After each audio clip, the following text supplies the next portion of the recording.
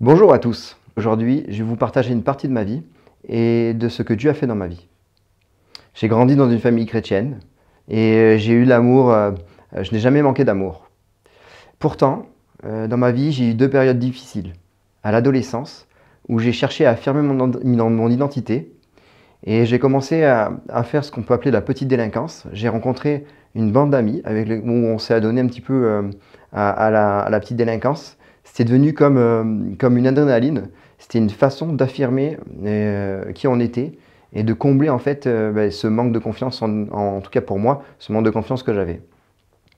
Mais j'étais conscient que plus on avançait, plus ça prenait des proportions importantes et c'était pas ce que moi je voulais devenir et faire plus tard. Donc, en grandissant, je me suis dit quand même, il faut quand même que je reprenne ma vie en main. À l'âge adulte, j'ai découvert le monde de la nuit. Donc, j'étais quelqu'un qui sortait beaucoup. Je traînais dans des milieux sans le vouloir où il y avait de la drogue de temps en temps. Mais, par la grâce de Dieu, je n'ai jamais pris de drogue dure. Mais j'étais conscient que ce n'était pas le milieu dans lequel je voulais être. Et c'est en 2015-2016 que j'ai vraiment entendu quelque chose qui m'a dit « Mais Florian, qu'est-ce que tu attends pour revenir vers moi ?»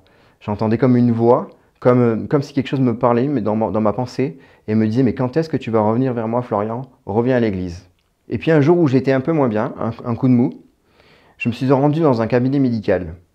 Et lorsque j'entendais toutes ces pensées qui me cherchaient, j'ai vu une Bible posée sur la table. Pour vous, c'est peut-être le fruit du hasard. Pour moi, ce n'était pas le fruit du hasard.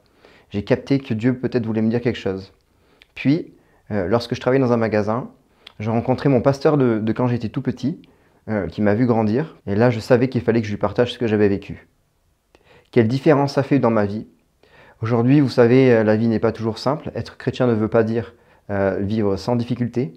Mais c'est l'affirmation de savoir qu'on a un ami avec nous fidèle, qui nous guide et qui est là dans l'épreuve.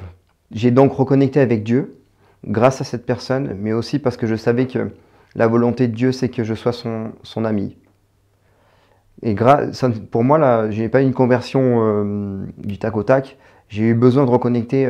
Être chrétien, c'est aussi tisser des relations avec d'autres personnes. C'est ensemble qu'on avance. C'est toutes ces relations-là qui m'ont mené à la conviction que ce que j'avais vécu petit et ce que j'ai vécu lors de ma conversion n'était pas le fruit du hasard. J'ai donc demandé pardon à Dieu pour mes manquements dans mon adolescence, mes manquements dans mon passé. Aujourd'hui, je ne dirais pas qu'être chrétien veut dire vivre sa vie sans problème.